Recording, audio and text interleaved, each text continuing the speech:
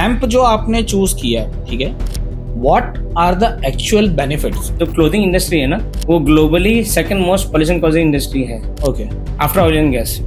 तो और हर साल 1 लाख टन से कपड़े लैंडफिल में फेंक दिए जाते हैं। तो हमें लगता है जब फास्ट फैशन जितना हम प्रमोट करते हैं, फास्ट फैशन के बहुत सारे नुकसान भी है। जो नियर बाई है, कांटेक्ट वाले या रिलेटिव्स में, कभी आके आपको बोला है, बोले ये क्या लगा रखा है हैम्प का ऑर्गेनिक, बोले ये जो दूसरे कपड़े पहन रहे वो पागल है क्या, ऐसा पहन रहे? 5-6 महीने हम अमेजोन मिंत्रा पे भी थे पहले, हमारे अमेजोन में कमेंट था कि क्या इसको पहन के मुझे हाई होगा क्या कि लोगों को क्या मुझे नशा होगा क्या। और इवन हमारी मार्केटिंग चलती है उसमें लोगों के कमेंट रहते हैं, हाँ ऐसे तो लोग बोलते हैं कि इसको मैं जला के फूंक सकता हूँ क्या। तो ऐसे बहुत कमेंट होते हैं, लोगों को लगता है कि हैम्प है तो नशा होगा।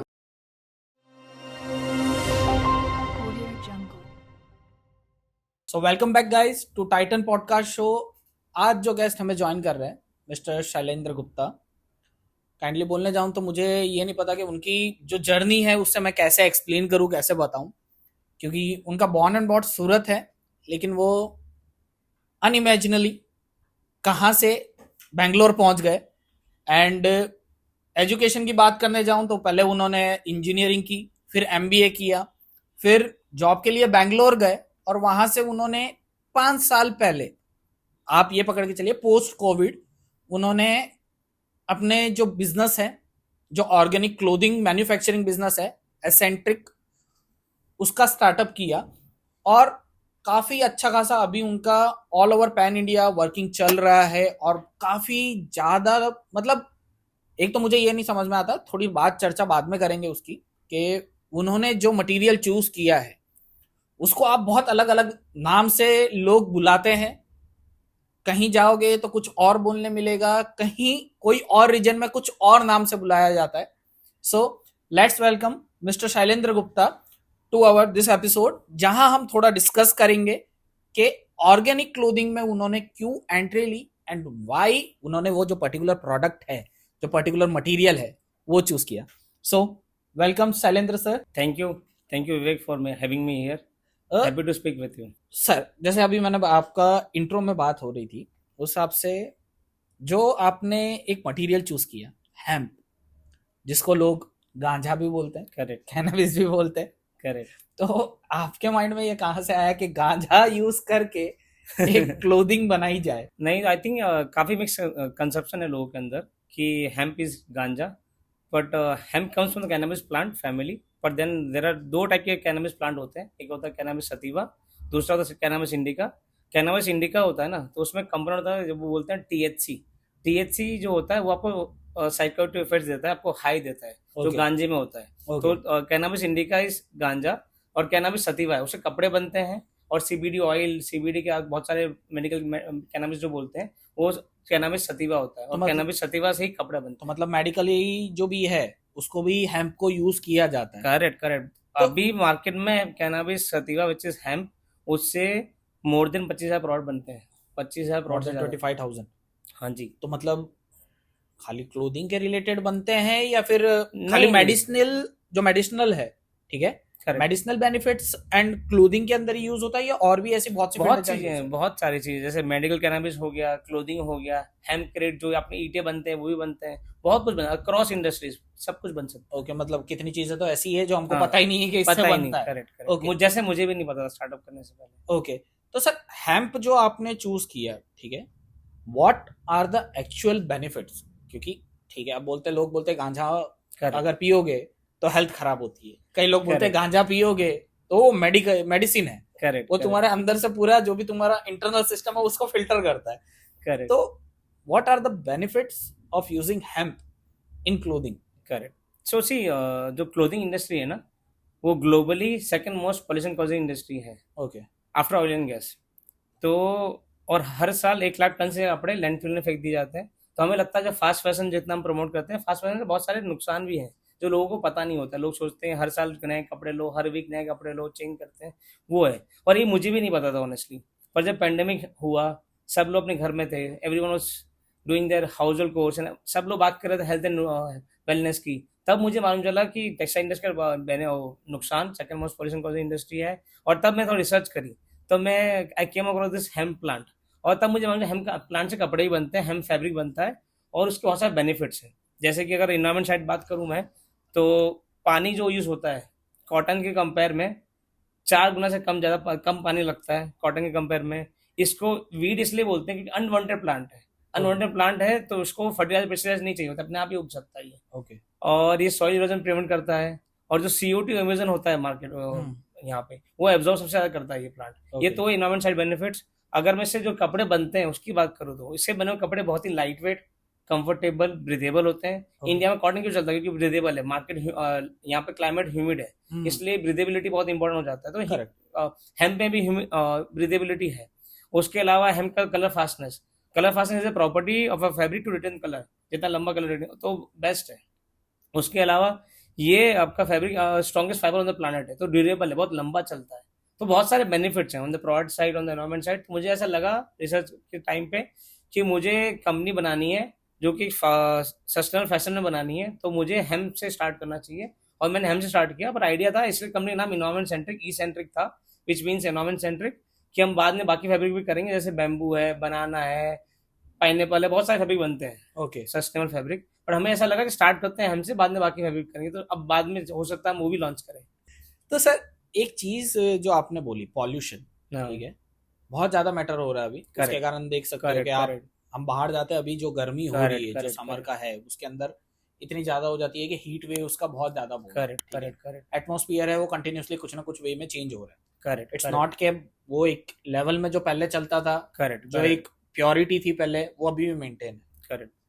तो अगर पॉल्यूशन की बात की जाए, तो अगर ऑर्गेनिक फैशन को अपने इम्प्लीमेंट करते हैं इन लाइफ, तो वो कितने हद तक पॉल्यूशन को कम कर सकता है, और कितने हद तक जो फास्ट फैशन इंडस्ट्री है, ठीक है, उसके अंदर क्लैश होने के चांसेस है, और कितना वो फास्ट फैशन है उसको हम अवॉइड करके ज्यादा से ज्यादा जो चीज है एनवायरमेंटल बेनिफिट्स, वो हम बढ़ा सकते हैं। सो देखिए, जैसे मैं आपको बता रहा था, जो फास्ट फैशन है, आप ये मान के चलिए कि 1 लाख टन हम्म। फैब्रिक हर साल लैंडफिल में फेंक देते हैं, जिसको हम्म। डंप किया जाता है क्योंकि हम्म। वो बिका नहीं। और फास्ट फैशन का मतलब ही फैशन में जो रहेगा। आउट ऑफ फैशन कहाँ से आता है? फास्ट फैशन से आता है कि आउट ऑफ फैशन हो गया, उसको डिस्कार्ड कर दो। ओके। डिस्कार्ड करके आप फेंक देते हैं, जला देते हैं, जो करते हैं। या तो डिस्काउंट प्राइस आपको दिखता है 50% डिस्काउंट पे चल रहा है, वो आते हैं। और वो उसके बाद भी जो नहीं बिकते हैं उसको आप डाल देते हो लैंडफिल में। और 1,90,000 टन से ज्यादा माइक्रो प्लास्टिक, जो आपको रियलाइज भी नहीं होता है, माइक्रो प्लास्टिक जो समंदर में जमा होता है, और वो आपके वेल्स वगैरह खा रही है। आपने देखा होगा न्यूज में बहुत सारे, कि बहुत सारे वेल्स के अंदर प्लास्टिक पाया गया है। ग्लोबल वार्मिंग हो रही है, फॉरेस्ट में डिफोरेस्टेशन हो रहा है, आग लग जाती है। ऑस्ट्रेलिया में रिसेंटली हाँ आग हाँ लगी हाँ थी, हाँ। बहुत सारी हुआ। वो सब चीजें आती हैं क्योंकि आपका क्लाइमेट आप देख नहीं रहा। एज अ कंज्यूमर हमको पता नहीं होता कि हम जो कंज्यूम कर रहे हैं उसका इम्पैक्ट क्या हो। हम सोचते भी नहीं उतना ज्यादा, राइट। हमें लगता है कि हमने ले लिया क्योंकि हर कोई खरीद रहा है, हर कोई पहन रहा है, फास्ट फैशन की चलन है, सब लोग खरीद रहे हैं और वो हो रहा है। Fast fashion I would say India में अब वैसे देखो, पहले हम लोग नॉर्मल ऑर्गेनिक कपड़े ही पहनते थे हर कोई।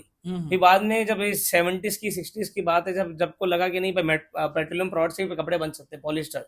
और इंडिया में आई वुड से धीरू भाई अंबानी लाए थे पॉलिस्टर के कपड़े। उसके लिए इंडिया में मोस्टली कॉटन ही चलते थे, और अभी कॉटन ही चलता है। पर वैसे आप देखोगे पॉलिस्टर को बहुत ज्यादा मेन स्ट्रीम किया गया क्योंकि प्राइसिंग थी इंडिया में। Still I would say India is developing country, तो यहाँ पे प्राइस बहुत अच्छा रोल प्ले करता है, इंपॉर्टेंट रोल, कुछ भी आप खरीदते हैं तो फास्ट फैशन बहुत सस्ता होता है। और आप चाहते हो तो आपको दिमाग में वो बनाया गया कि आप जल्दी फ्रिक्वेंटली चेंज करें कपड़े, रिक्वायर्ड नहीं। तब भी आप भी सोचो, आप सोचते होंगे कि कपड़ा 3-4 बार पहन लिया, 10 बार पहन लिया, अब चेंज करता हूँ, कुछ नया पहनता हूँ, कुछ नया लेते हैं। और हमारे जो पेरेंट्स है वैसा नहीं करते, वो टिपिकली जो कपड़ा था यूज करते हैं, रीयूज करते हैं, उसका उसको पोछे में यूज कर लेते हैं टिपिकली। अरे पोछा, मतलब वहां पे तो ऐसा होता था, एक काम कर, तेरे बड़े भाई ने पहना, अब तो तेरा दूसरा भाई पहनेगा, उसके बाद तेरा ये तू सबसे छोटा है, तू भी पहनेगा।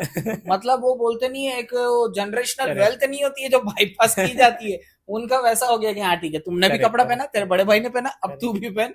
तो वो चलता रहता था। मतलब एक काइंड ऑफ देखने जाए तो आप जो बात बोल रहे हो ना, इट्स काइंड ऑफ कैसा, fast fashion is less durable. Correct, ठीक है, क्योंकि less पहले वाले इतने ज्यादा आते correct. थे कि जनरेशनल पहन रहे, फिर भी फटने के चांसेस बहुत कम रहते थे। पर I think it's not about durability, I would say सिर्फ ड्यूरेबिलिटी की बात नहीं है यहाँ पे।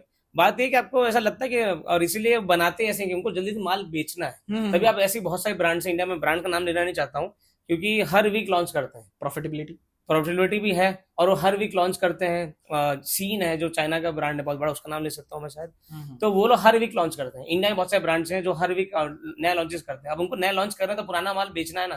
तभी आप टीवी में जैसे देखते हो कि पुराना देके जाओ, नया लेके जाओ, एक्सचेंज ऑफर चला, क्योंकि हर घर में टीवी है।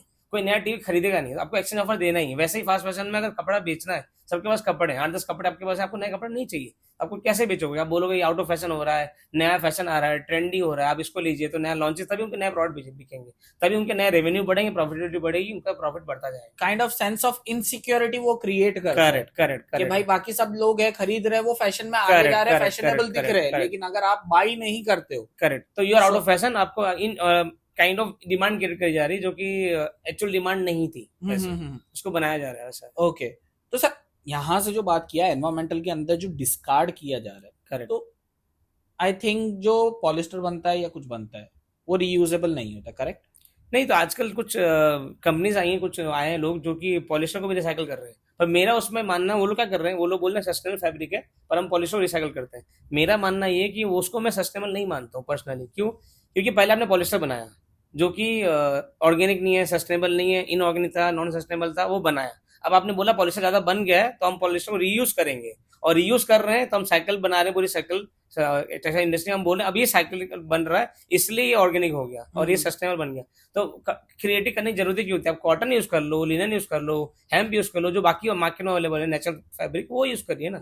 पॉलिस्टर को पहले यूज क्रिएट करें, फिर उसको रिसाइकल करके बनाए, करना क्यों है? पर सर आपको नहीं लगता है कि इंडिया के अंदर पर्टिकुलरली ऐसा होता है कि कोई भी चीज चलन में आती है हाँ तो लोग उसके पीछे नहा धो के हाथ धो के पड़ जाते हैं?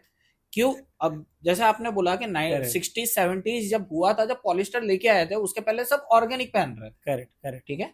अब 60s 70s के बाद चलना चालू हुआ तो करेक्ट अभी रिसेंट तक में लोग उसी के पीछे पड़े हुए थे। करेक्ट मतलब उसको इतना ज्यादा हाइप क्रिएट कर दिया, इतना करेक्ट ज्यादा हाइप करेक्ट बना दिया कि लोग उसके पीछे नहा धो के पड़े कि नहीं हमको यही पहनना है, करेक्ट हमको यही यूज करना है। करेक्ट बट अभी वापस ऐसा हुआ है कि अब लोग ऑर्गेनिक करेक्ट। पे शिफ्ट हो रहे हैं। आई थिंक पेंडेमिक की वजह से हुआ थोड़ा। पेंडेमिक लोगों ने रियलाइज किया कि हम जो लाइफस्टाइल जी रहे हैं वो सस्टेनेबल नहीं है। तभी लोगों ने सोचा कि हम जो खाना खा रहे हैं, स्टार्ट हुआ खाना खाने से, जो हम कंज्यूम करते हैं अंदर जाता है बॉडी के, कि हम जो खा रहे हैं वो सही है कि नहीं, क्या प्रोडक्ट है। फिर वो अगले स्टेप में आया कि जो ब्यूटी पर्सन स्पेस में जो हम लगाते हैं चेहरे पे, तभी जो मामाअर्थ जैसी कंपनी है उन्होंने सब काम किया कि भाई हम जो कपड़ क्रीम लगा रहे हैं वो सही नहीं है, केमिकल यूज हो रहे हैं। तो केमिकल, अब देखो मामाअर्थ के पहले सारे कंपनीज में केमिकल यूज होते थे, अब सारे कंपनीज आ गई कि जो केमिकल फ्री बनाती हैं। हर कंपनी नाम लो, सबको यही बना रहा है 5-7 साल में। मुझे लगता सेम चीज टेक्सटाइल इंडस्ट्री में होगी। अभी तक लोगों को रहा पता नहीं था, अब लोग अवेयर हो रहे हैं, कंज्यूमर बहुत अवेयर है, वो सब लोग समझ रहे हैं और सब लोग सस्टेनेबल और ऑर्गेनिक प्रोडक्ट की तरफ मूव कर रहे हैं अक्रॉस इंडस्ट्रीज। पहले फूड एंड बेवरेजेस से हुआ, वो ब्यूटी एंड पर्सनल स्पेस में है, अब टेक्सटाइल इंडस्ट्री में भी आएगा। ये मेरा मानना है। पॉइंट ये है कि आ जाएगा, 2 साल में आएगा, 5 साल में, टाइम की बात है, पर वो आना जरूर है। और यहाँ पे एक चीज मैं आपको बताना चाहूंगा विवेक जी आपको, कि जो सस्टेनेबल फैब्रिक की बात करते हैं, लोग समझते नहीं है और बहुत ही वेगली डिफाइंड है। सस्टेनेबिलिटी बहुत वेगली डिफाइंड है। जैसे हम बात कर रहे थे ऑर्गेनिक और नेचुरल, तो जैसे कॉटन है, कॉटन नेचुरल फैब्रिक है, लिनन नेचुरल फैब्रिक है, हेम्प नेचुरल फैब्रिक है, पर क्या वो ऑर्गेनिक है? कॉटन आपका जैसे दो तरह से ग्रो कर सकते हो, ऑर्गेनिकली भी ग्रो कर सकते हो, नॉन ऑर्गेनिक। अगर आपने फर्टिलाइजर यूज किए तो ऑर्गेनिक नहीं है वो। अगर आप ऑर्गेनिकली कॉटन ग्रो करते हो तब ऑर्गेनिक है। तो कॉटन नेचुरल है मानता हूं मैं, पर वो ऑर्गेनिक भी हो सकता है, नॉन ऑर्गेनिक भी हो सकता है। पर क्या वो सस्टेनेबल है? तो क्वेश्चन मार्क है। सस्टेनेबिलिटी पे क्यों? क्योंकि पानी कितना यूज करता है? बहुत पानी यूज करता है इंडिया में। जबकि 100 मिलियन लोग हैं, 10 करोड़ इंडिया में लोग हैं जिनको शुद्ध पीने का पानी नहीं मिलता है, और तब इतना पानी कॉटन यूज करता है। अभी आप टेक्सटाइल इंडस्ट्री में देखो 60-70% मार्केट कॉटन का है। कॉटन इतना ले रहा है, कॉटन हम बना रहे हैं, उसका इतना पानी यूज हो रहा है, और जबकि इंडिया में 10 करोड़ लोग को पानी पीने का नहीं मिल रहा है। तो शायद अगर हम कुछ और यूज करें तो पानी भी मिलेगा, पानी कम यूज होगा, तो हम चीजें बेटर कर सकते हैं। तो सर मार्केट के अंदर जैसे एक चैलेंजेस क्रिएट होते हैं हर बार, ठीक है? कोई भी आए तो आज एक, जैसे अभी आपने धीरू भाई अंबानी का एग्जांपल लिया था। धीरू भाई अंबानी ने जब पॉलिस्टर चालू किया था, करेक्ट। नहीं, I think I would say उनके पहले भी लोग कर रहे थे, पर उन्होंने उसको मेन स्ट्रीम बनाया, मतलब बहुत ज्यादा कर दिया। पर करेक्ट बात क्या है कि उस टाइम लोग कर भी रहे थे तो इतना ज्यादा कंपटीशन नहीं था। करेक्ट ठीक है? करेक्ट पहले लोगों के, अब मैं बेसिकली बात करने जाऊं तो 2000 तक की बात ले लो, 2005-7 तक की, तब तक लोग बिजनेस के अंदर एंटर होने का सोचते भी नहीं थे। करेक्ट। उनका क्या था कि हमको जॉब करनी है। करेक्ट। ठीक है? मेजर ऑफ जो बिजनेस खोल के बैठे थे वो बड़े बड़े खोल के बैठे थे। उनको कैसा था, अरे यार उनके लेवल पे कहाँ पहुंचेंगे। सही बात है, बिल्कुल सही ठीक है? बात। तो वो लोग फर्स्ट स्टेप ही नहीं लेते थे। बट अभी कैसा हो गया, competition is changing drastically. Correct correct. लोग हर दूसरे दिन बोलते हैं ना, यहाँ पे हर दूसरे दिन हजारों स्टार्टअप चालू हो रहे हैं। करेक्ट। हर दूसरे दिन 500 से 1000 स्टार्टअप्स बंद हो रहे हैं। करेक्ट। ठीक है? तो कहीं ना कहीं जो है कंपटीशन बहुत ज्यादा बढ़ रहा है। तो आपको ये नहीं लगता कि जिस हिसाब से कंपटीशन क्रिएट हो रहा है, ठीक है, जैसे पहले नॉर्मल फास्ट फैशन के अंदर क्रिएट हुआ था, करेक्ट अब ऑर्गेनिक फैशन में क्रिएट होगा।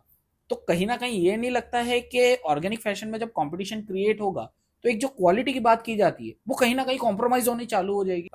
मुझे तो वो नहीं लगता। आई थिंक आप जो बोल रहे हैं विवेक जी, इसमें दो पार्ट हैं। एक तो देखो, आई वुड से कि इंडिया में स्टार्टअप्स आ रहे हैं, वो अच्छी चीज़ है। कोई भी चीज़ है, जब सप्लाई बढ़ती है तो सभी के लिए अच्छा होता है, and at the end benefit किसको होता है? एंड कंज्यूमर को अच्छी चीज़ें मिलती हैं। तो मुझे ऐसा लगता है ऑन कॉन्ट्रारी, अगर ज़्यादा सप्लायर्स आते हैं, ज़्यादा ब्रांड्स आती है मार्केट में जो ऑर्गेनिक सब बना रहे हैं, ऑर्गेनिक प्रोडक्ट बना रहे हैं, तो लोग बाकी जो प्रोडक्ट प्लेयर्स हैं उन पे प्रेशर आएगा, और जो नए ब्रांड्स आएंगे उन पे भी प्रेशर होगा क्वालिटी इंप्रूव करने पे, rather देन क्वालिटी डिग्रेड करने पे। ऑफ कोर्स प्रेशर रहेगा, प्राइसिंग पे प्रेशर रहेगा, बट मुझे ऐसा लगता है वो इंप्रूव करेगा प्रोडक्ट को। क्योंकि लोग हैं, क्योंकि आपके पास एज अ कंज्यूमर के पास 5 ऑप्शन होंगे कि 5 ब्रांड से मैं खरीद सकता हूँ एक कपड़ा। लेट्स से अभी राइट नाउ इंडिया में 3 ही 4 ब्रांड है जो हमसे कपड़ा बनाती है। लेट्स से 2 साल के बाद 10 ब्रांड होती है हमसे, सब आप उन्हीं से लोगे जो अच्छा प्रोडक्ट बना रहे हैं, अच्छे प्राइस से बेचा, तो आपको फायदा ही होगा। कॉम्पिटिशन बढ़ने से कंज्यूमर को फायदा ही होता है। पर सर नोटिवली जितना मैंने देखा है, हाँ, ठीक है, लोग बोलते नहीं है, एक कहावत है, ठीक है, महंगा रोए एक बार, सस्ता रोए बार बार। बट करेक्ट उसके अंदर भी कैसा है, लोग जो है ना वो बार बार रोने वाली नौबत आए ना उसी के ऊपर ही जाते हैं। ठीक करेक्ट है, अब मैं फॉर एग्जाम्पल बात करूं तो एक कपड़ा है, करेक्ट मुझे मिल रहा है 2,500 की वैल्यू, करेक्ट मेरे को मालूम है वो लंबा चलेगा, करेक्ट बट मैं क्या करूंगा, छोड़ यार 2,500 का एक कौन लेगा, एक काम करता हूँ 300 के है वो 10 ले लेता आई थिंक पता है, मुझे ऐसा लगता है विवेक, जो एज की बात भी है। हूँ। तो जैसे जैसे मैं, आपने एकदम सही बोला, जब मैं इंजीनियरिंग कर रहा था, जब मैं 17-18 साल का लड़का था, तब मुझे लगता था कि काम करता हूँ 2,000 शर्ट क्यों खरीदूंगा, मैं 4 टी शर्ट ले लेता हूँ, 4 शर्ट ले लेता हूँ, 500 4 ले लेता हूँ, 4 बार पहनूंगा साल भर हाँ, में, अलग दिखेगा। अलग दिखेगा, लोगों को भी लगेगा कि साला 4 शर्ट है, एक नहीं 4 है, 4 ओकेशन में पहनूंगा। पर अब मुझे लगता है कि अब मैं मिड 30 35 ईयर्स का हूँ, मैं मिड 30s में हूँ, तो मुझे ऐसा लगता है कि अब मुझे कपड़ा ऐसा चाहिए जो थोड़ा कंफर्टेबल हो, एलिगेंट हो, बहुत ज्यादा फ्लैशी ना हो। और जब उसमें था उल्टा था, मैं जब टीनेज में था मुझे लगता था नहीं, कपड़ा थोड़ा फ्लैशी होना चाहिए, दिखना चाहिए मैंने कुछ पहना है, थोड़ा लगना चाहिए दूर से भाई इसने कुछ पहना जो डिफरेंट है। तो पर भले कंफर्टेबल है कि नहीं है, दैट वाज सेकेंडरी, पर मेरा पहला चीज का प्राइस क्या है, सस्ता होना चाहिए, फ्लैशी होना चाहिए, डिजाइन ऐसी होनी चाहिए, और कंफर्टेबल बैक डोर पे था। पर आई थिंक मुझे लगता है जब एवरी एज पे आपका चेंज होता है, अब जैसे 30s वाले लोग, अब जो थोड़े बड़े होते हैं हमसे, 40s वाले जो जनता है, उनके लिए comfort is the most important thing, comfortability का। और प्लस दूसरी चीज है कि उनके डिस्पोजल इनकम बढ़ जाती है, क्योंकि अपने करियर में थोड़ा हायर होते हैं, 15-20 साल का एक्सपीरियंस हो गया, 10 साल का एक्सपीरियंस हो गया, तो उनके पास पैसे भी होते हैं खर्च करने के लिए, तो खरीदते हैं प्रोडक्ट जो थोड़े महंगे हो पर थोड़े कंफर्टेबल एलिगेंट हो, वैसे चाहते हैं। तभी आप देखो हमारे जो कंज्यूमर्स हैं, जब मैंने स्टार्ट किया तो मुझे लगता था कि मेरे जो कपड़े होंगे 18 से 35 साल के लोग खरीदेंगे, ऐसा नहीं हुआ। मेरे जो लोग खरीदते हैं मोस्टली सब 30+ हैं। ऐसा नहीं 30 से कम हमारे लोग खरीदते नहीं, पर बहुत कम छोटा चंक है जो खरीदता है। मोस्टली हमारे कंज्यूमर 30 to 40 एज ग्रुप में, 40+ भी है, बट 70% जो कपड़ा बिकता है हमारा वो 30 to 40 एज ग्रुप में बिकता नहीं, मैं आपसे यही क्वेश्चन पूछने वाला था कि है। आप जिस हिसाब से बोल रहे हो, अभी नॉर्मली जो ब्रांड्स आती है करेक्ट वो कभी भी एल्डर एज पीपल्स को टारगेट नहीं करती है, Correct. उनका टारगेट रहता है यंगस्टर्स। आप देख लो, जितनी भी नई सारी fast fashion brand T shirt बनाती है, नाम नहीं लेना चाहता मैं, पर वो सब लोग 18 से 25 साल को टारगेट करती है, सब लोग, क्योंकि वो वही बना रहे हैं। यहाँ पे प्रिंट है, बैक प्रिंट है, कुछ और किया, पर 500-600 टी शर्ट मिल रही है, आप खरीद लीजिए, और सब लोग वही खरीदते हैं, पहनते हैं। तो सर ये पॉसिबिलिटीज है कि ऑर्गेनिक फैशन जो है उसके अंदर भी फैशनेबिलिटी जो है हाँ हाँ, वो इंक्लूड की जाए। ऑफ कोर्स आई थिंक जी, ये काफी लोग का वो रहता है कि ऑर्गेनिक और सस्टेनेबल प्रोडक्ट जो है वो फैशनेबल नहीं होंगे, ऐसा बिल्कुल भी नहीं है। अब हमारे डिजाइन बहुत ही एलिगेंट और सिंपल है, उसका रीजन हमें कॉन्शियस कॉल था कि हमारे जो एज ग्रुप है वो ऐसी एज ग्रुप है जिनको एलिगेंट कपड़े चाहिए। बट अब हम लोग, जैसे हम लोग खुद भी प्लानिंग कर रहे हैं, हम लोग प्रिंट्स पे भी आना चाह रहे हैं, हम लोग अपने कपड़े पे प्रिंट करके लॉन्च करना चाह रहे हैं, बैक पे प्रिंट आने वाले हैं। May be with in a couple of month you will see कि हम लोग ने, हमारे पोर्टफोलियो में होंगे प्रिंटेड कपड़े मिलेंगे आपको पहनने के लिए, क्योंकि लोग हैं जो प्रिंटेड पहनते हैं। इवन जो एल्डर पीपल हैं, जैसे 30-40 वाले जो एज ग्रुप में, वो लोग भी पहनते हैं, हर कोई पहनता है। तो of course sustainable fashion can be fashionable as well, ऐसा नहीं कि वो फैशनेबल नहीं हो सकता है, फैशनेबल हो ही सकता है। तो सर कहीं ना कहीं ये नहीं लगता है कि फैशनेबल जब होगा, ठीक है, हम यंगर एज को टारगेट कर रहे हैं, करेक्ट वो एक जगह अपनी जगह ठीक है, करेक्ट एल्डरली पीपल को भी टारगेट कर रहे हैं, वो भी अपनी जगह ठीक है, करेक्ट बट कहीं ना कहीं एक माइंड में एक थॉट प्रोसेस आता है बैक ऑफ द माइंड कि ये चीज जो हम कर रहे हैं उसको कहीं ना कहीं कोई अगर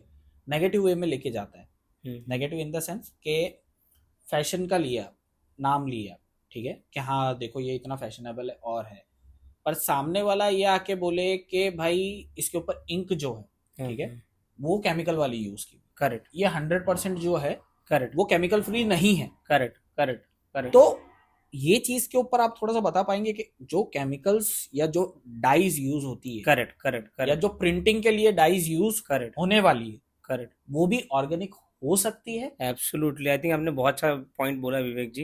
पहली बात तो जैसे जो भी कपड़े बनते हैं ना, तो केमिकल डाइंग भी यूज हो सकते हैं। मोस्टली डाइंग जो यूज होती है chemical dyeing as a chemical होता है जो यूज होता है एज अ, तभी जब हमारे जितने कपड़े बनते हैं, जो भी जैसे मैंने पहना हुआ है शर्ट या पैंट, हमारी जो भी डाइंग यूज होती है कपड़े में, डाइंग जब बने कपड़े उसका डाइंग जो हुआ है, तो वो भी as a free dyeing use करते हैं हम लोग, हाँ। जो कि केमिकल फ्री होता है। तो हमारे कपड़े सारे जो बनते हैं केमिकल फ्री बनते हैं, और डाइंग भी हम जो जो करने, प्रिंटिंग भी जो हम कराने वाले हैं, वो भी हम लोग केमिकल फ्री कराने वाले। तो ये पॉसिबल है और लोग करते हैं। केमिकल फ्री डाइंग पॉसिबल है और होती है।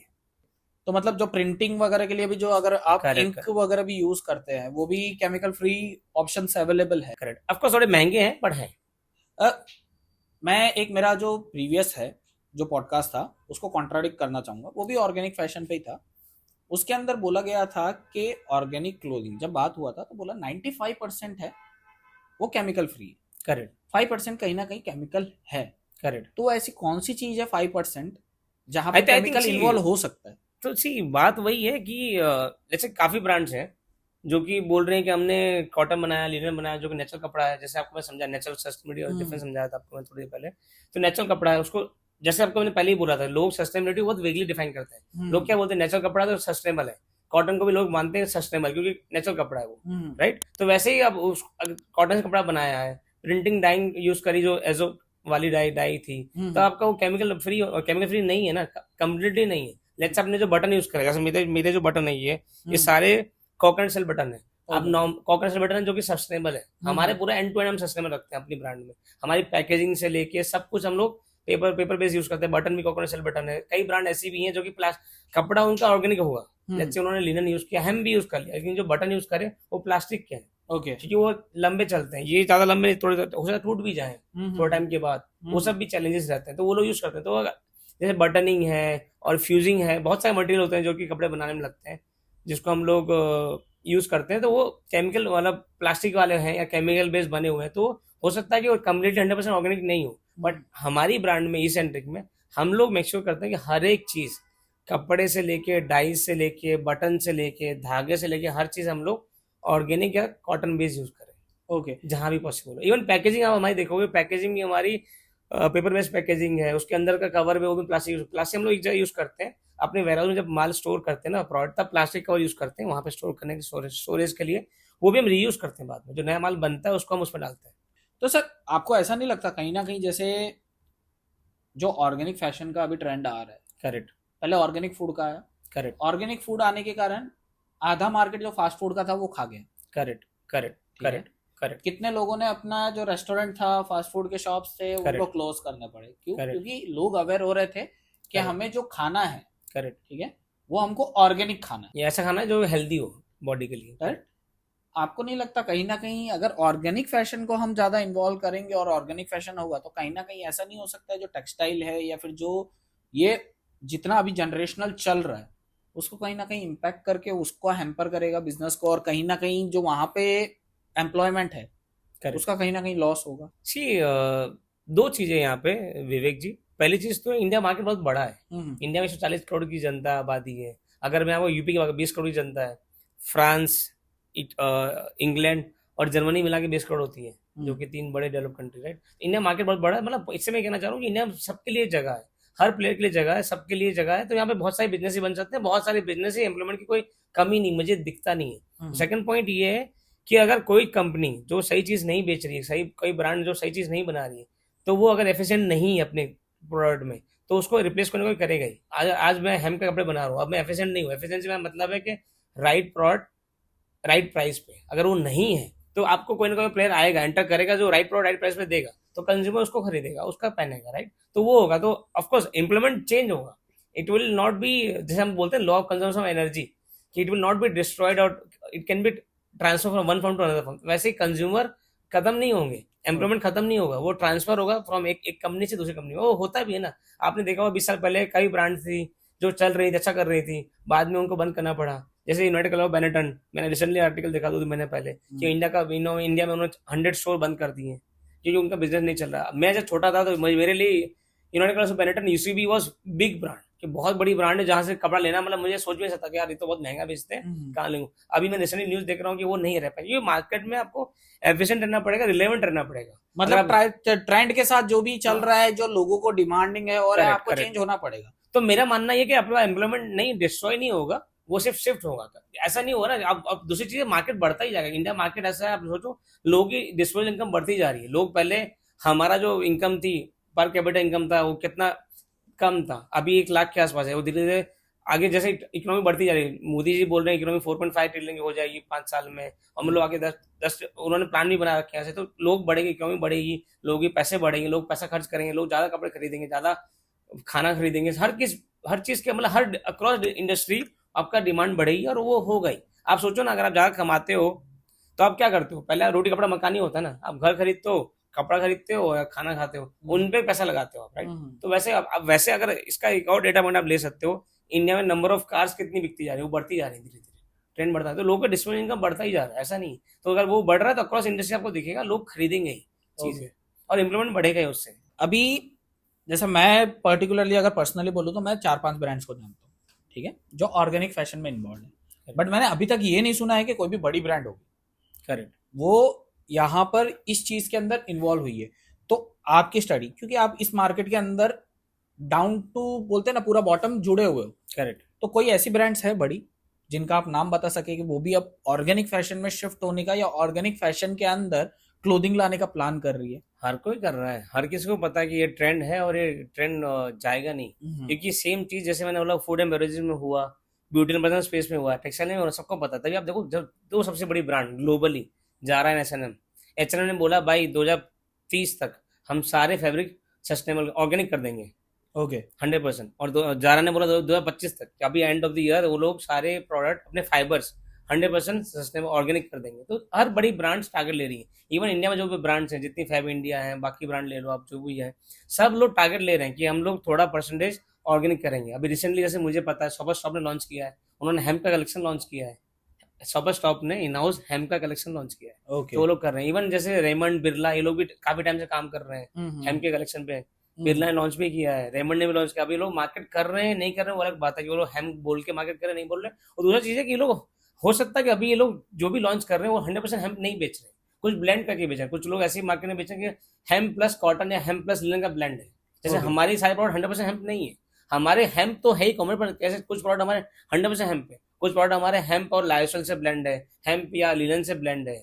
हेम्प या कॉटन से बहुत कम होगा हमारा ब्लेंड, एक ही दो प्रोडक्ट है जो कि हेम्प कॉटन से ब्लेंड है, रिसेंटली लॉन्च किए जो हमने। तो ऐसा है। तो पर मेरा मानना ये है कि लेट्स से पहले अगर 100% वो था और 30% भी हेम्प आ रहा है, 50% भी हेम्प आ रहा था, हेम्प तो आ रहा है ना, एटलीस्ट उतना तो परसेंट आपका फायदा हो रहा है ना। ब्रांड्स आ रही है, इंडिया में भी आ रही है और ग्लोबली आप देखोगे हर कोई इस पे ये मुहिम है काइंड ऑफ, जो सबको पता है ट्रेंड आएगा ही। अगर वो लोग नहीं, जैसे आपको मैंने बोला कि जैसे एग्जांपल लिया था मैंने यूसीबी का, यूनाइटेड क्लास ऑफ बेनेटन, तो आप अगर आप जुड़ोगे नहीं, आप आगे का नहीं सोचो आगे क्या होने वाला है, तो आप मार्केट से हट जाओगे ना। लोग आपको रिलेट नहीं, आपको तभी बोला एफिशिएंट होना पड़ेगा और रिलेवेंट होना पड़ेगा मार्केट से। तो रिलेवेंसी से मेरा मतलब ये था, जो मार्केट में जो चाहिए, जो ट्रेंड आने वाला है, जो चल रहा है, वो आपको लाना पड़ेगा।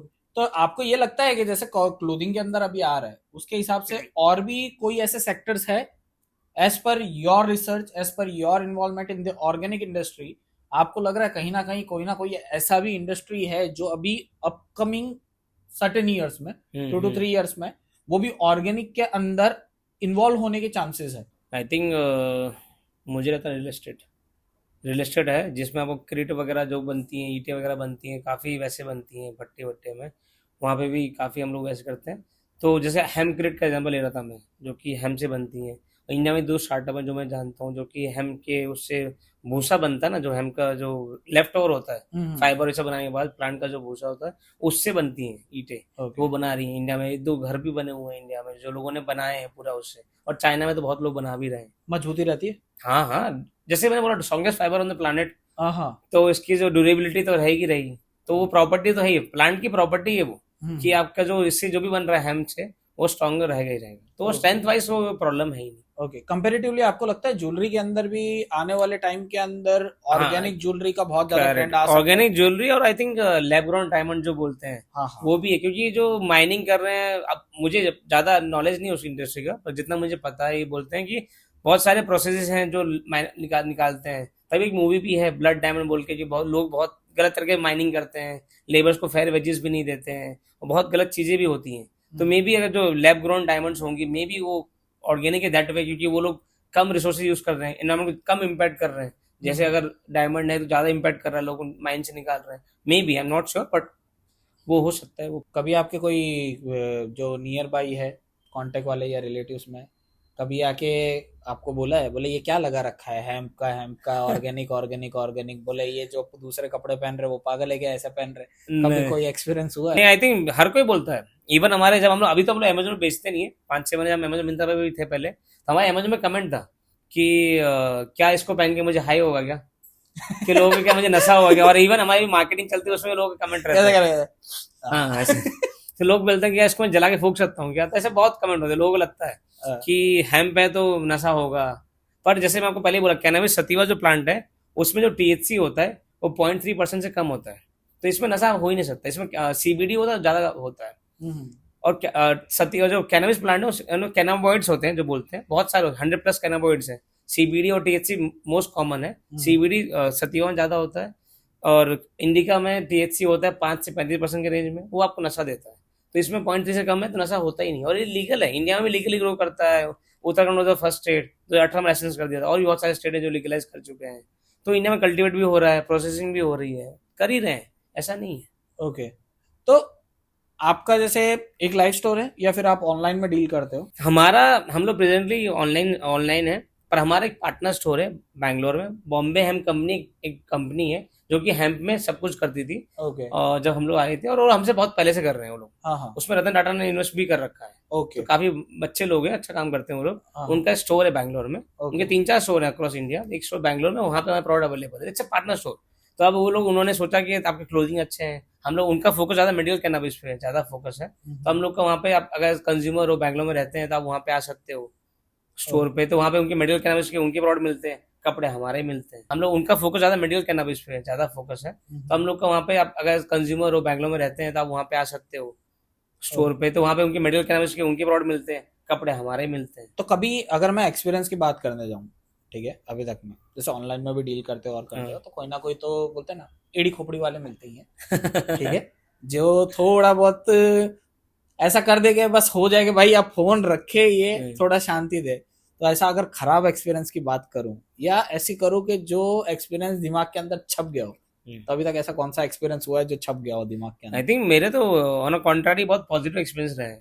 सब लोग अच्छा ही बोलते हैं, may be because of the age group और वैसा, पर फिर भी कभी भी होता ही, ऑफकोर्स कंज्यूमर है, पे कर रहा है, तो उसको लगता ही है कि हमने दिया तो हमें मिलना चाहिए।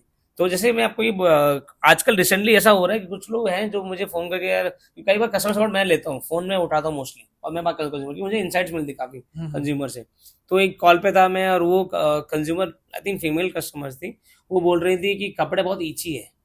तो मुझे लगा कि कपड़ा बहुत ईची है, क्योंकि ये तो बहुत सॉफ्ट होता है, एम बहुत सॉफ्ट और लाइट वेट होता है, और बहुत ही कंफर्टेबल कपड़ा है, जितना मुझे पता, और जितना मैंने पहना भी, लिनन भी पहना है मैंने, कॉटन भी पहना है मैंने, पॉलिस्टर भी पहना है पहले, तो मुझे पता ही है कि कैसे होते हैं। और ये मेरे उसमें, और मेरे जितने कंज्यूमर्स, मैंने आज तक हमारा जो कंज्यूमर्स है, 50,000 कस्टमर खरीदा कपड़ा हमसे, 50,000 कस्टमर 50,000 का आपका कस्टमर्स कस्टमर हमारे बेस पास है? हैं। ओके। तो उसमें से, और 25,000 कस्टमर हमारे वेबसाइट से खरीदा, तो हमारा उनका डेटा बेस है हमारे पास, ओके। मोबाइल नंबर, ईमेल, सब कुछ। तो उसमें भी कोई अगर आपको बोल रहा है कि कपड़ा मुझे इची लगा, जो हमने कभी सुना ही नहीं है, और फिर मैंने पूछा, तो वो जो कपड़ा था, उन्होंने हेम पे, हम लोग कुछ कपड़ा डाइंग भी करा था, हो सकता डाइंग में कुछ हुआ हो, तो वो जो कपड़ा उन्होंने लिया था, वो तो नेचुरल कपड़ा था। नेचुरल मतलब जिसमें डाइंग ही नहीं होती, नेचुरल कपड़ा जो हेम का, जैसे एक कलर है, this is natural colour of hemp, इसमें कोई डाइंग की जरूरत ही नहीं है। हेम आप बनाओगे तो एक कलर का बनेगा, बेज कलर का बनता है। तो वो कपड़ा उन्होंने लिया था, फिर भी बोल रहे हैं इची है, बहुत ज्यादा कंफर्टेबल नहीं है। तो I was very surprise that time. तब ऐसा लगा मुझे कि मे बी कुछ कंज्यूमर्स है, मे बी वो हमको, उनको समझा नहीं सकते, कि उनको हम कुछ भी दे देंगे, उनको लगा कि नहीं यार इसमें कुछ कमी है। नहीं, कई बार होता है ना, वो ऑनलाइन में कपड़े मंगाओ, हाँ। शादी हो रही है तो 5 एक दिन के लिए पहनो, फिर वापस उठा के वापस दे दो। नहीं, ऐसा ऐसा होता था, हमारे साथ भी होता था, बहुत होता था। अमेजोन मिंत्रा में होता था कि कंज्यूमर लिया और वापस कर देंगे, उसमें कहीं लिफ्ट का दाग लगा हुआ है, कुछ ने डीओ लगा रखा है, वो आ रहा, तो मुझे पता है कि यूज किया होगा, 1-2 दिन के लिए पहना है, फिर वापस कर दिया। तो वो होता ही है। I think that is the challenge of working online, कि आप ऑनलाइन बिजनेस कर रहे हो तो थोड़े लोग तो होते हैं, पर फिर भी मैं कहूंगा हमारे consumers may be well researched है, कि वो लोग बहुत ही कम, हमें ऐसे इंस्टेंसेस मिले, बहुत ही हार्डली ऐसा कोई इंस्टेंसेस हुए। जो आपने बोला भी तो मैंने बहुत रिकलेक्ट किया, तो मुझे याद आया, और ये भी बहुत ही छोटा इंसिडेंट है, कंफर्टेबल नहीं लगा तो नहीं लगा उनको ऐसा, तो वैसा और कोई किसी ने बहुत गालियां नहीं पड़ी हमको। हाँ, एक चीज है कि लोग पूछते रहते हैं नशा होगा कि नहीं होगा, वो पूछते रहते हैं, will I get high, will I get high, वो कॉन्स्टेंट रहता है। क्योंकि और कुछ आपके साथ बात हुआ तब मुझे पता चला कि हाँ, हैम्प के दो वर्जन होते हैं, करेक्ट, नहीं हाँ, तो अदरवाइज हैम्प जो नॉर्मल पब्लिक है, हाँ, नॉट ओनली मी, हाँ, जो सभी को, मुझे इस भी नहीं फील्ड से पता था, इस फील्ड करेक्ट, से रिलेटेड नहीं है, उन लोगों को ये लगेगा हैम्प मतलब गांजा, गांजा, करेक्ट, जो पीने से नशा होता है। करेक्ट। और तो मुझे भी, और मैं बोला, मेरे मेरे फैमिली में मेरे पापा लोग को, पापा भी ऐसे थे कि जैसे मैं आपको सही अपना बैकग्राउंड देता हूँ, तो मैंने इंजीनियरिंग किया एचबीटी कानपुर से, फिर मैंने एमबीए किया IIM कलकत्ता से, तो मैंने IIM कलकत्ता एमबीए किया और फिर मैं जॉब कर रहा था। पापा बोले ये सब जॉब छोड़ के गांजे कपड़े बेचोगे, क्या क्या हो गया तुमको, पागल वागल हो गए हो क्या कि गांजे कपड़े कौन बना रहे हो बेचोगे ऐसा। पर मैं ऐसा नहीं, ऑर्गेनिक है, सस्टेनेबल। मैंने समझाया उनको, 2 प्लांट होते हैं कैनबिस में, तो घर पे भी होता है चैलेंज, अभी भी होता है कि क्यों कर रहे हो सब, जॉब पे चले जाओ, जॉब अच्छी में थी, अच्छी सैलरी मिल रही थी, छोड़ के ये सब क्यों करना है ऐसे। बट अपने चैलेंजेस हैं, अपने फायदे भी हैं। बट मुझे ऐसा है कि टचवुड कंज्यूमर अच्छे मिल रहे हैं, सपोर्ट अच्छा है कस्टमर्स का, तो हमें अच्छा लग रहा है। तो ऑर्गेनिक फैशन में हाँ। अब apart from the market experience, मैं आपके पर्सनल एक्सपीरियंस पे आना चाहूंगा कि जब कोई एक बंदा हम्म, ऑर्गेनिक फैशन के इंडस्ट्री में एंटर होता है या ऑर्गेनिक फैशन का कुछ करना स्टार्ट करता है, hmm, what's the biggest challenge they can ever face? कि जैसे आपने भी स्टार्ट किया होगा, आपने भी जब अपना फर्स्ट स्टेप लिया होगा, तो आपके लिए सबसे फर्स्ट ऐसा चैलेंज क्या था कि जिसके अंदर आपको सोचने पे मजबूर कर दिया था, या फिर as per you are the expert in this field, तो कोई बंदा अगर इसमें एंटर होना चाहता है करेक्ट। तो उनको क्या चीज का ध्यान रखना चाहिए कि हाँ हम इस फील्ड में एंटर हो रहे हैं, so we have to be aware कि हम सर से जो गलतियां हुई, सर से जो हुआ वो हमसे ना हो। दो चीजें हैं, एक तो कोई भी ब्रांड जो बनती है ना, वो ट्रस्ट पे बनती है। तो कोई भी चीज आप जो, और ट्रस्ट कैसे बिल्ड होता है, जो आप कमेंट करो डिलीवर करें। तो अगर आपने कमेंट किया कि मैं ये दे रहा हूँ, तो आपको डिलीवर करना है। कई बार क्या होता है, हम ब्रांड बनाते हैं तो हम कमेंट कुछ कर देते हैं, हमें लगता है हम नए हैं, हमें लेना, हम कुछ भी बोल देते हैं, हाँ ये भी चलेगा, ये भी है मेरे पास, ये भी है, हम ऐसा करते हैं, पर आपका डिलीवर नहीं करता। अगर आप कमिटमेंट और डिलीवर में फर्क आएगा ना, तो ट्रस्ट बिल्ड नहीं होगा कभी भी। तो जो आपने कमेंट किया डिलीवर करें, ट्रस्ट बनेगा, और ब्रांड हमें ट्रस्ट पे बनती है। हाँ, दूसरी में जब ये जो ऑर्गेनिक सस्टेनेबल का जो ब्रांड्स है ना, उसमें चैलेंज ये आता है कि लोगों का अवेयरनेस नहीं है। जैसे आपको मैंने बोला, सस्टेनेबिलिटी बहुत वेगली डिफाइंड है, बहुत ही वेगली डिफाइंड है। तो हर कोई, क्योंकि मार्केट में क्या हो रहा है, इसको बोलते हैं green washing. Green washing term है जिसका मतलब होता है हर कोई ब्रांड बोल रहा है मैं सस्टेनेबल हूँ। प्रॉब्लम क्या है इंडिया में, आप देखोगे कई ब्रांड ऐसी भी हैं जो टेक्सटाइल इंडस्ट्री है स्पेशली, जो फेयर वेजेस दे रही हैं अपने वर्कर्स को, तभी बोलेंगे मैं सस्टेनेबल। क्यों? क्योंकि उन्होंने फेयर वेजेस दिया है। आपने फेयर वेजेस दिया, उससे आपका मटेरियल का कुछ मतलब नहीं है ना। आप बेच रहे हो पॉलिस्टर, आपने फेयर वेजेस दिया, आप बोल रहे हो मैं सस्टेनेबल ब्रांड हूँ। तो सस्टेनेबिलिटी बहुत वेगली डिफाइंड है। तो जब तक ये ग्लोबली सस्टेनेबिलिटी बहुत प्रॉपर्ली डिफाइन नहीं होगी टेक्सटाइल इंडस्ट्री के लिए, तब तक यही चलेगा। तो ये अवेयरनेस बहुत इंपॉर्टेंट है। जैसे मैंने भी स्टार्टिंग बहुत फेस किया, लोगों को अवेयर करना कि हेम्प एक सस्टेनेबल प्लांट है, एक सस्टेनेबल फैब्रिक है, इसके बने हुए कपड़े ये सस्टेनेबल क्यों है, पानी यूज करता कम है, या फर्टिलाइजर यूज नहीं करता, या सॉइल इरोजन प्रिवेंट करता है, वो सब चीजें बताने में बहुत आपको फाइट लगती है। और जैसे मैंने वो पहले बोला, ट्रस्ट बिल्ड करना बहुत जरूरी है, उसमें टाइम लगता है, it's a time process.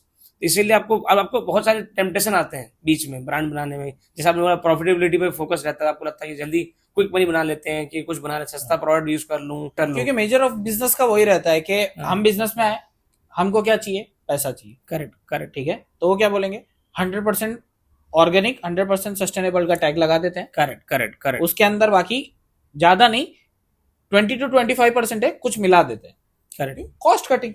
Correct, कोई करेक्ट, भी बिजनेस हो वो सबसे पहले ये करेक्ट, देखता है कि करेक्ट, हमारा करेक्ट, कॉस्ट कटिंग कहाँ से होगा। आज करेक्ट, अगर करेक्ट, नॉर्मली फास्ट फैशन वाला भी है, वो भी ये देखता है कि मैं ऐसा क्या मिलाऊं करेक्ट, कि करेक्ट, मेरा कॉस्ट कटिंग हो, कि मेरे करेक्ट, हाथ में दो पैसा तो दो पैसा करेक्ट, वो करेक्ट, बचे। Correct, correct. तो वो तो है, वो है ही, वो है ही। पर मुझे वैसा लगता है, पर आप ऐसे, आप मेरे जैसे आपको मैंने बोला, अगर आप कॉस्ट कटिंग कर रहे हैं, अगर आप जो भी आप कमिट कर रहे हो वो डिलीवर करना चाहिए आपको, ट्रस्ट बिल्ड होगा। जैसे अगर मैं एग्जांपल लूँ, जो भी फास्ट फैशन ब्रांड्स हैं, अगर वो बोल रही है मैं फास्ट फैशन ब्रांड हूँ, पॉलिस्टर से कपड़ा बना रही हूँ, और मैं 500 में टी शर्ट बेच रहा हूँ, तो उनको, कस्टमर को पता है, कस्टमर अवेयर दैट मैं ये ले रहा हूँ, तो मुझे, मैं क्वालिटी एक्सपेक्ट करूँ। प्रॉब्लम कब आती है, जब आपने जो, आपका जो एक्सपेक्टेशन है और आपको जो डिलीवरी मिलती है उसमें मिसमैच होता है। टिपिकली जो ऑनलाइन होता है कि आपने फोटो देखी, फोटो में दिखा बहुत अच्छा दिख रहा है, सुंदर कपड़ा है भाई, देख के लगा 800 में क्या इन्होंने जन्नत दे दी मुझे, और जब आता था मिलता है कि यार ये तो बहुत ही पोचे लायक कपड़ा है। तो वो नहीं होना चाहिए। अगर आपने कमिटमेंट जो आप दे रहे हो और डिलीवर आप वो करो, तो लोग अच्छा लगे, लोग लेते हैं। और तभी आप हमारे वेबसाइट पे देखोगे, हमारे जो रिटर्न होते हैं, क्योंकि इंडस्ट्री में 25-30% लोग रिटर्न करते हैं, हमारी वेबसाइट में रिटर्न 7 से 8% है, सिंगल डिजिट रिटर्न है हमारे। लोग रिटर्न नहीं करते हैं, और लोग एक्सचेंज भी बहुत कम करते हैं हमारे यहाँ। एक्सचेंज तो साइज का वजह होता ही है, पर वो भी 5-6% एक्सचेंज होता होगा। हमारे यहाँ आरटीओ नहीं होते, आरटीओ जो रिटर्न टू ओरिजिन हो जाता है, लोग प्रोडक्ट नहीं लेते, वो नहीं होता है। जबकि अमेजोन मिंत्रा में थे, वहाँ होते थे हमारे भी। मिंत्रा में हमारा खुद की रिटर्न 40% थे, क्योंकि वहाँ कंज्यूमर ही ऐसे हैं, जो वहाँ पे ले रहे हैं वो सोच ही ऐसे रहे। तो जेन्युइन जो कस्टमर्स हैं, अगर आपने जो कमिट किया आप डिलीवर करोगे ना, तो वो लेंगे, ऐसा नहीं है। क्योंकि वहां पे पर्टिकुलर एक है ना आपका जो मल्टी, जो बोलते नहीं मल्टी प्लेटफॉर्म जो आ जाता है, हाँ, जो मल्टीपल प्रोडक्ट्स देता है, या मार्केट मल्टी प्लेसेस ब्रांड जो हो गया, बोलते हैं। मार्केट प्लेसेस जो हो गया। तो मार्केट प्लेसेस के अंदर मेजर ऑफ वहां पे जो क्राउड आता है ना, वो हाँ, का टिपिकली उसी टाइप का, आपने कि देखा ठीक है एक होगा, बार मंगा लेते हैं, देखेंगे जमेगा देखेंगे। तो ठीक है रखेंगे, नहीं हुआ और तो वापस दे आई देंगे, थिंक कैसे वो मना करें। मुझे लगता है कि वो जब ई कॉमर्स इंडिया में ग्रो कर रहा था ना 2012-13 में, तो जैसे अमेजोन आई, फ्लिपकार्ट आए, मिंत्रा, इन सब ने वो चलाया, तभी तो 30 डेज रिटर्न पॉलिसी। तो उन्होंने सोचा मार्केट तभी बढ़ेगा इंडिया में जब हम लोग 30 डेज का देंगे। तो उन्होंने, मुझे लगता है आते थे बिगाड़ी, मेरा पर्सनल मानना है कि ऐसी ब्रांड से थोड़ा मार्केट बिगाड़ा भी है। तो अगर आप इतना लीवे दो कस्टमर और उनको आपने बोला कि आप ले लो, आप ले लो, तभी आप, लेकिन अब उनको रियलाइज हो रहा है उनकी गलती है। तभी तो मिंत्रा में कैसा हो रहा है अभी, आप सब किसी को ऑप्शन नहीं मिलता है। अगर आपको रिटर्न करना है तो आपको पैसे देने पड़ेंगे। ऐसा कुछ हो रहा है कि आपको एक्सचेंज करने अलाउड नहीं करे, कुछ प्रोडक्ट पे एक्सचेंज ही अलाउड है, रिटर्न अलाउड ही नहीं है। कुछ प्रोडक्ट पे आपको, कपड़े में भी ऐसा हो रहा है, एक्सचेंज ही अलाउड है, आप रिटर्न कर ही नहीं सकते। तो वो सब भी कर रहे हैं, उनको पता है कि यार हमने जो आदतें बिगाड़ी उस इंप्रूव करनी पड़ेगी धीरे धीरे। वो क्योंकि है। उसके अंदर ये हो जाता है, जब 7 डेज रिटर्न पॉलिसी हो या 30 डेज रिटर्न पॉलिसी हो, सबसे बड़ा नेगेटिव उस चीज का कैसा आ गया कि सामने वाले को अगर, एक्चुअली अपने यहाँ की पब्लिक है ना, हाँ, वो स्मार्ट है हाँ, लेकिन बहुत गलत वे में। करेक्ट। ठीक है, कि प्लान ऐसा बनाएंगे, स्मार्ट कैसा है, प्लान बनाएंगे, अच्छा मेरे को अभी 20 तारीख आ रही है, मेरे को जाना है शादी में, करेक्ट। एक काम करती हूँ, आज हुई है 16, कितने में डिलीवरी बता रहे हो, 2 दिन में 18 तक आ जाएगा, ठीक करेक्ट। है, 18 को आ जाएगा, 20 18 को 20 को पहनेंगे, पहन लूंगी, 20 21 हो गया, 22 22 को। को बोल दूंगी पसंद नहीं आया वापस रिटर्न, हफ्ता भर तो खत्म हुआ नहीं मेरा। और ऐसे लोग करते हैं, आप जो कह रहे हैं लोग करते ही हैं। तो लोग यूज करते हैं, तभी तो इंडिया में बोलते हैं जुगाड़ू कंट्री है। इंडिया में जुगाड़ू लोग हैं ही, और इंडिया में ये सब सिस्टम के फ्लॉज हैं, जो लूप होल्स है, हम जो बोलते हैं लूप होल निकालती हैं। अगर आप लूप होल आप करो, इंडिया में वो लोग जुगाड़ू में स्मार्ट हैं इन नेगेटिव वे, कुछ लोग हैं जो कि लूप होल निकाल के मिस यूज करते हैं। क्योंकि एक एक पर्टिकुलर चीज होती है कि आप सामने वाले, क्योंकि बहुत कम लोग ऐसे होते हैं कि वो ये चीज के माइंड के अंदर सोच के चलते हैं कि भाई सामने वाला बंदा भी बिजनेस कर रहा है, सामने वाला करेक्ट, बंदा भी कमाने बैठा है, सामने करेक्ट, वाले के वहां पे भी खर्चे हैं, करेक्ट, तो हमें ऐसा एथिकली नहीं करना चाहिए। कई लोगों करेक्ट, का एथिकली अगर बात करने जाओ, वो बोलते हैं एथिक्स, वो क्या होता है हमको तो पता करेक्ट, ही नहीं है। करेक्ट। बोले पर नहीं, एथिक्स पर किस चिड़िया का नाम है। नहीं, आई थिंक आपका पॉइंट सही है विवेक जी, पर मेरा पर्सनल ओपिनियन ये है कि हम लोग किसी को फोर्स नहीं कर सकते आप एथिकल हो। हमारी एज अ ब्रांड्स हमारी जिम्मेदारी है, जो आपको मैंने बोला कि एफिशिएंट, अगर आप एफिशिएंट हो, अब प्रोडक्ट राइट प्राइस पे दोगे तो लोग लेंगे, तो लोग आपको वापस भी नहीं करेंगे। अगर लेकिन आपने अगर बोला कि प्रोडक्ट जो 200 रुपए का है, अगर जो पॉलिस्टर जो 50 रुपए मीटर बिकता है, उसका आप कपड़ा बना के, शर्ट बना के 1000 में बेचोगे, कस्टमर को मालूम चलेगा ही। वो बोलेगा भाई ये तो 100 का कपड़ा था, 100 रुपए का शर्ट है, मुझे 1000 में बेच रहे हो, तो वापस करेगा। लेकिन आपने अगर राइट प्रोडक्ट राइट प्राइस पे बेचा है तो ऐसा नहीं होना तो चाहिए। बेसिकली मैं अगर बायर हूं और हम्म, मुझे अगर ये जानना है कि ये 100% ऑर्गेनिक है या नहीं है, 100% सस्टेनेबल है या नहीं है, तो ऐसे कौन सा पर्टिकुलर जो गाइडलाइंस है जिसके थ्रू मुझे पता चल सकता है कि जो मैं प्रोडक्ट बाई कर रहा हूँ वो true to the nature, correct, organic है करेक्ट, और सस्टेनेबल है, कि करेक्ट, मुझे एक मिसगाइड नहीं किया जा रहा है करेक्ट, ऑर्गेनिक के नाम पे, और मैं जो ऑर्गेनिक मंगा रहा हूँ करेक्ट। वो मुझे पर्टिकुलर वही चीज मिले जो मैं चाहता हूँ। एब्सोल्युटली, आई थिंक ये भी अच्छा पॉइंट आपका।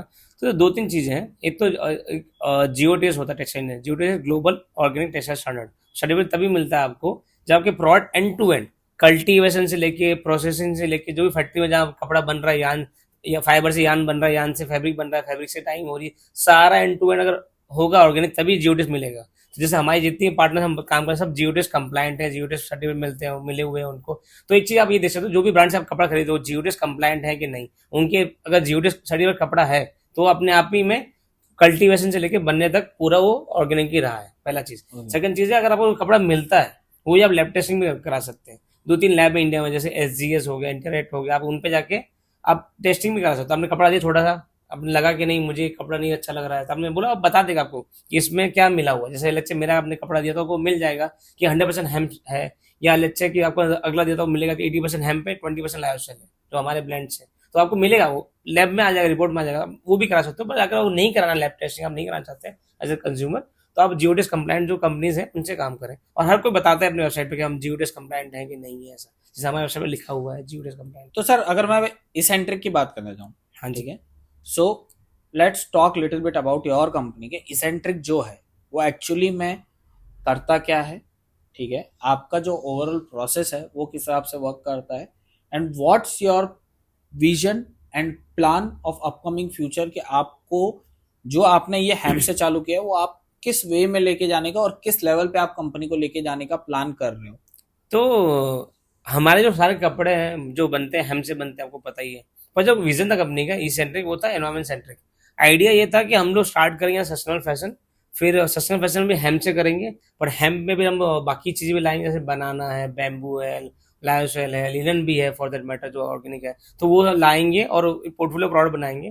तो हम लोग सस्टेनेबल फैशन बनेंगे और भी सस्टेनेबल फैशन से सस्टेनेबल लाइफस्टाइल ब्रांड बनेंगे। जैसे फाइव इंडिया ने किया अपनी जर्नी में, Fabindia become start as a fashion brand, फिर आप लाइफस्टाइल ब्रांड बन गए, अब कपड़ा मतलब सब कुछ बनाते हैं, बेड लीनिंग से लेके सब कुछ करते हैं। अब तो ब्यूटी पार्लर स्पेस में भी है। हमारा भी विजन वही है कि डाउन द लाइन हम लोग फैशन में रहें, फैशन सस्टेनेबल फैशन में रहें, उसमें हम के अलावा बाकी फैब्रिक लाए सस्टेनेबल, और बाद में लाइफस्टाइल ब्रांड बन जाए। लाइफस्टाइल ब्रांड से मतलब बेड लिनन है और भी चीजें जो बनती हैं हमारी ब्यूटी पार्लर स्पेस, बाद में वो सब करें, वो एक चीज है। तो कभी आपने ये प्लान किया कि फैशन इंडस्ट्री से अपार्ट जो बेडशीट्स बनती है और बनती है उसके अंदर भी इन फ्यूचर कभी इन्वॉल्व होना है डेफिनेटली होना है, पर I think step by step होता है। जैसे ऑफकोर्स जब स्टार्ट किया था मुझे ऐसा लगता था, तब मैं बहुत ज्यादा I was riding on a different horse, तो मुझे ऐसा लगता था कि 2 साल में मैं कर लूंगा, और 5 साल हो गया अभी तक नहीं हुआ। तब मुझे लगता था कि मैं 2 साल में तो मैं सारे नए फैब्रिक भी ले आऊंगा, बैम्बू बनाना सब कुछ ले आऊंगा, ये कर दूंगा, और उसके बाद 3 साल में तो मैं बेड लिनन भी लॉन्च कर दूंगा, सब कुछ करके मैं पहुंच जाऊंगा। 3 साल में तो मैं 100 करोड़ कंपनी बना दूंगा। आइडिया मेरा ये था 3 साल में। 5 साल का मेरा लास्ट ईयर का रेवेन्यू था 2.5 करोड़।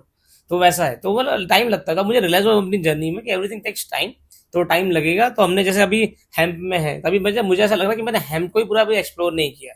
पहले मैं पूरा हेम्प को एक्सप्लोर कर लूँ अच्छे से, जो भी मुझे बनाना है, जो बनाना चाहता हूँ इससे वो बन जाए। उसके बाद मैं बनाना दूसरे फैब्रिक लाऊं जो मुझे लाने हैं, बैम्बू हो गया, बनाना हो, पाइनएप्पल है, जो भी है उसके लिए सप्लायर ढूंढूं, उसके लिए बनाऊं, प्रोडक्ट क्या बनाऊं। और ऐसा भी होना चाहिए जो सेम प्रोडक्ट है वैसे नहीं, कुछ और उसकी यूएसपी कुछ अलग होनी चाहिए, राइट। यूएसपी अलग होगी तभी मजा आएगा कस्टमर को, कुछ डिफरेंट है। और उसके बाद तो मुझे लगता है 2-3 साल तो लगेगा ही बेड लिनन में आने में। वो तो पर्टिकुलर लगना ही है। अभी नॉर्मली एक जर्नी स्टार्ट होती है ना, तो करेक्ट वो तो स्टार्टिंग में हर कोई घोड़े पे सवार रहता है करेक्ट कि करेक्ट, बस एक 2 साल में हो साल में जाए, 2 साल ऐसा में ये कर हो जाए। देंगे, लेकिन बाद में धीरे धीरे जैसे टाइम इन्वॉल्व लगता होते है, रहते हैं टाइम वो पता चलता है। Correct. So, sir, we are ending this podcast here. So, thank you, sir, for joining us in this podcast. Last, as a final concluding statement, अगर आप अपने व्यूअर्स को कुछ बोलना चाहोगे तो आप क्या गाइड करना चाहोगे, और उन्हें एक फाइनल मैसेज जो है इस पॉडकास्ट Correct. में वो आप क्या देना चाहोगे? पहले तो थैंक यू विवेक जी यहाँ पे बुलाने के लिए। मैं चाहूंगा कि जितने ज्यादा लोग ट्राई करें हेम्प को, I think give hemp a chance. आपको मालूम चलेगा हेम्प के बने हुए कपड़े काफी कंफर्टेबल होते हैं, लाइट वेट और ब्रीदेबल है। और आप हेम्प पहनोगे तो आई एम श्योर आप जो समर में कपड़ा जो दूसरा पहनते हो वो तो आप नहीं पहनेंगे, हेम्प ही पहनेंगे। बहुत ही कंफर्टेबल है। So, thank you, sir, for Thank you. joining us today in this episode. Hope कि आगे और भी एपिसोड करें अपने कोई ना कोई, बिल्कुल। जिसमें और थोड़ा सा, जब तक और आप कुछ- नए प्रोडक्ट्स लेके आ जाओ अपनी नई रेंज एक्सप्लोर कर लो आप भी, Correct. तो उस टाइम और बताने के लिए और एक्सपीरियंस शेयर करने के लिए आपके पास और भी बहुत कुछ होगा, जो Correct. ज्ञान का भंडार हम आपसे ले सकते हैं। ठीक है, तो thank you sir for joining us today. Thank you मिलते हैं आगे फिर से। बिल्कुल बिल्कुल। Thank you guys for joining us in this episode. आज का हमारा जो एपिसोड है वो यहीं खत्म हो रहा है, एंड होपफुली आपको ये एपिसोड पसंद आया होगा। और ऐसे और भी बहुत सारे नॉलेजेबल और बहुत सारे इनोवेटिव जो चीजें हैं, जो एंटरप्रेन्योर्स हैं, जो कुछ ना कुछ अलग कर रहे हैं लाइफ में, वो यहाँ पे आएंगे, हमारे साथ बैठेंगे, और आपको भी बहुत सारा नॉलेज है वो वहां से गेन होने मिलेगा। सो ऐसे और भी नॉलेजेबल पर्सन के साथ हम पॉडकास्ट करेंगे जहां से आपको बहुत सारा जो है वो नॉलेज गेन करने मिलेगा। So till then don't forget to subscribe our channel, stay tune. और हाँ, जिन लोगों को ऑर्गेनिक फैशन के बारे में पता नहीं है उनके साथ शेयर करना मत भूलिएगा। Thank you guys, see you in the next episode.